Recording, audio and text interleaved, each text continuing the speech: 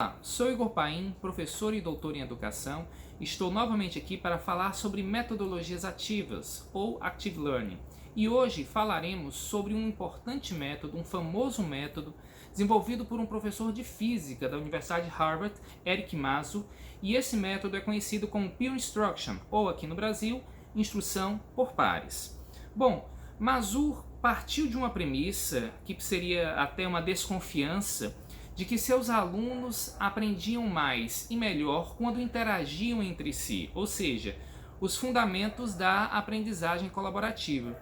E ele mesmo diz em seu livro, em que ele explica a instrução por pares, que ele pensava ser um bom professor até perceber que seus alunos estavam meramente memorizando, em vez de verdadeiramente aprender.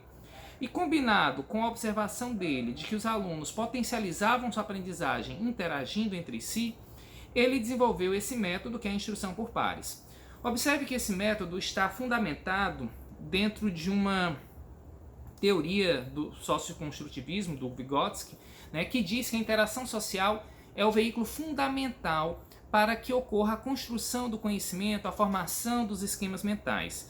E o conflito sociocognitivo é justamente o conflito que é originado ou potencializado pelas interações sociais entre os pares. Isto é, quanto mais e melhor forem os tipos de interações, mais qualidade terá a construção de conhecimentos. E nesse sentido, acho que vale a importância de lembrar o conceito de zona de desenvolvimento proximal. A zona de desenvolvimento proximal é justamente a distância entre o nível atual de conhecimento e capacidade que uma pessoa tem para resolver um problema, tá? E a gama, a distância desse estado atual, e a gama de possibilidades para a resolução desse mesmo problema, mas sob a orientação de um tutor, de um professor, ou com a colaboração de um par, de um colega, de preferência mais experiente, mais avançado, pelo menos para o tópico curricular em questão, sobre o assunto em baila. Então vamos lá à técnica. A técnica está dividida em 9 etapas, a saber, eu vou falar as etapas e depois vou esmiuçá-la. Primeira etapa, apresentação. Segunda, indagação. Terceira, reflexão individual. Quarta, votação individual. Quinta, discussão. Sexta, nova votação. Sétima, divulgação. E oitava, explicação. E a nona seria um fechamento que vai levar a um novo tópico ou a uma nova questão. Então, vamos lá. Tudo começa com a apresentação dialogada de um conteúdo, como o professor normalmente faz, Ele vai apresentar um conteúdo, digamos aqui, vou dar um exemplo, um professor de física, em homenagem ao Mazo, vai dar uma aula sobre leis de Newton, Então ele faz aquele preâmbulo, contextualiza, problematiza o assunto e apresenta aí a primeira lei de Newton. E procede toda a explicação relativa à inércia. Então ele faz uma explicação oral de 15 a 20 minutos sobre esse tema. Depois, na sequência, o professor faz uma indagação, ou seja, ele apresenta uma questão conceitual, de preferência de múltipla escolha, colocada aos alunos, e com correlação direta com o que ele acabou de explicar. Logo após essa apresentação da questão, vem a terceira etapa, que é a reflexão individual. Cada aluno vai ter um tempo. O Mazo aí sugere 1 a 2 minutos, mas eu sugiro mais tempo. A minha prática, a minha experiência demonstra que os alunos precisam de mais tempo. Então os alunos vão pensar individualmente sobre aquela questão para poder se posicionar em função dos itens, apresentados A, B, C, D. Observe que até aí, está muito semelhante com a nossa forma tradicional de ensino. O professor apresenta um conteúdo, apresenta questões, os alunos pensam e depois apresentam suas respostas. Mas as coisas vão começar a mudar a partir de agora. Na etapa 4, chamada de votação individual, os estudantes registram as suas respostas individualmente e eles as apresentam ao professor. e por meio de um sistema de votação. Daí pode ser a óbvia, né, forma de levantamento de mão, quando o professor perguntar quem foi que respondeu que a resposta correta é o item A. Então as pessoas levantariam a mão. E o item B, e o item C, e o item D, e o item E, e aí sucessivamente. Mas você também pode captar a opinião da audiência das pessoas usando clickers, que hoje já está um tanto obsoleta, que eram aqueles dispositivos de votação, de apertar, né, tipo um joystickzinho.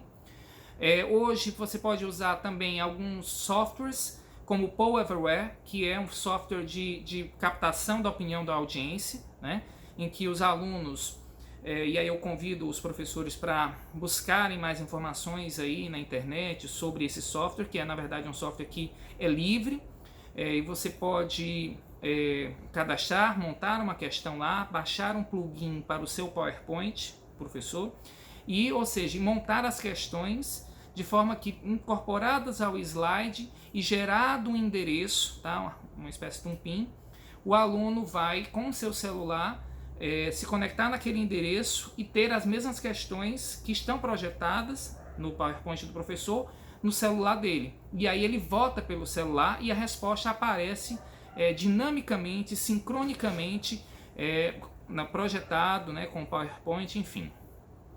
É possível também você captar a opinião da audiência usando um programa também que é o Plickers, que é um site também livre, que aí você cadastra as questões lá no ambiente. Infelizmente o Plickers não permite você baixar algum plugin para rodar também no PowerPoint sincronicamente, então você tem que usar o próprio site para apresentar as questões.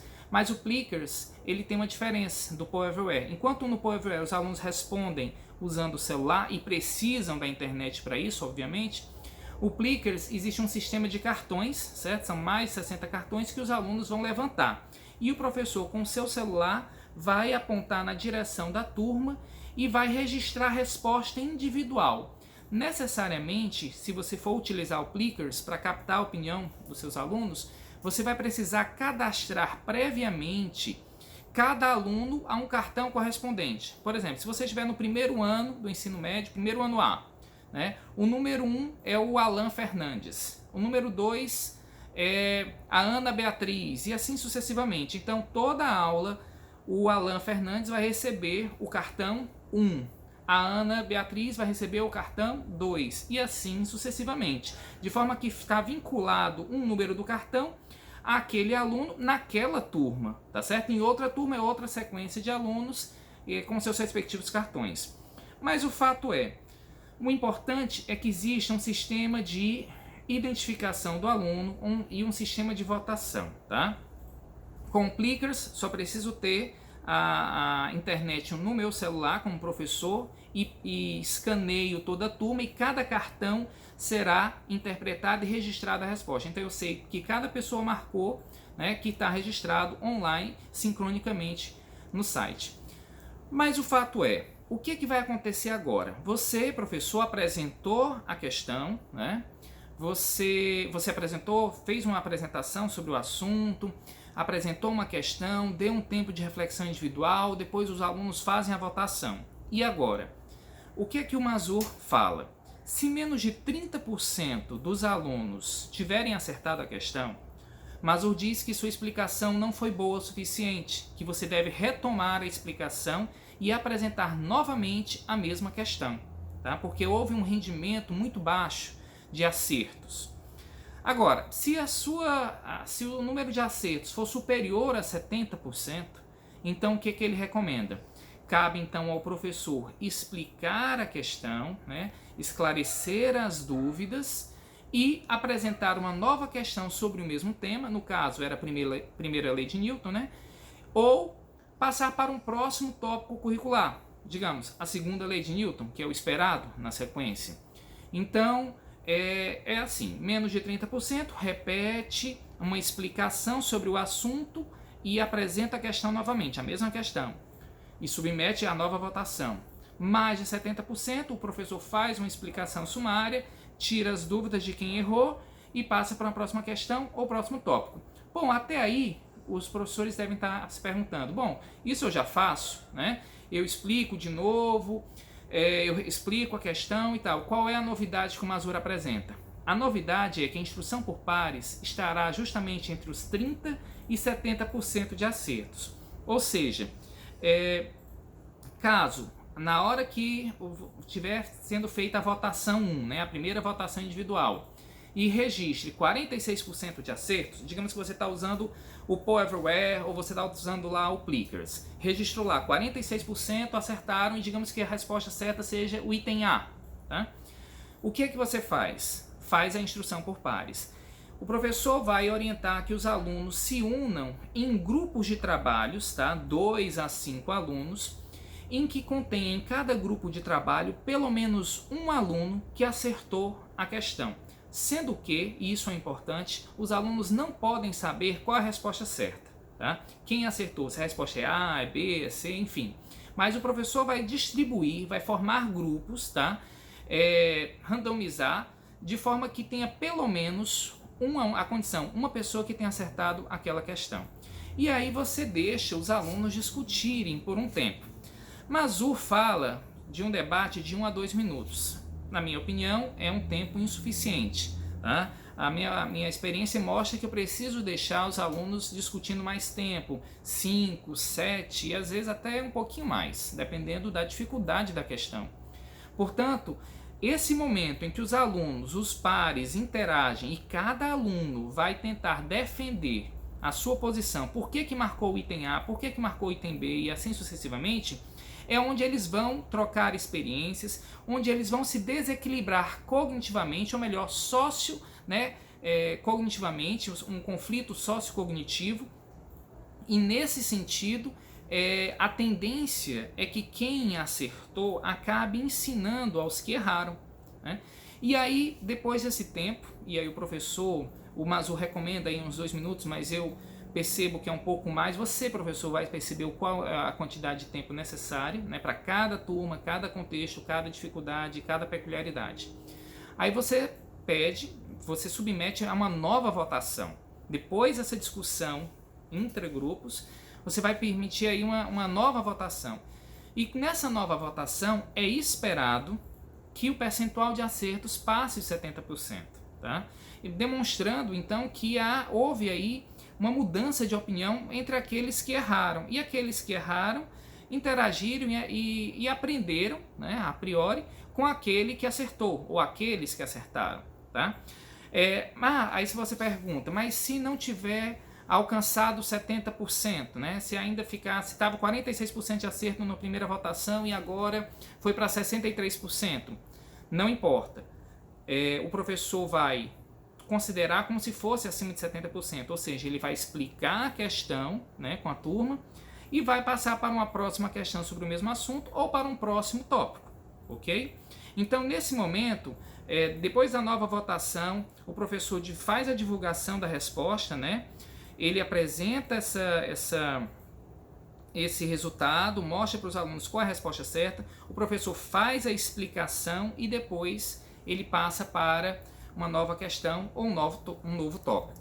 Observe que é um método bastante simples, bastante prático, muito fluido, não contrasta tanto com a forma tradicional de ensino, ou seja, se você, professor, está pensando em se experimentar nos métodos ativos, né, a instrução por pares é um método que vai lhe dar um certo conforto ou familiaridade com o ensino tradicional, mas é uma metodologia ativa porque explora a autonomia, explora a comunicabilidade, explora a colaboratividade e, portanto, desenvolve habilidades e competências que os métodos tradicionais normalmente eles não fomentam, eles não fazem florescer.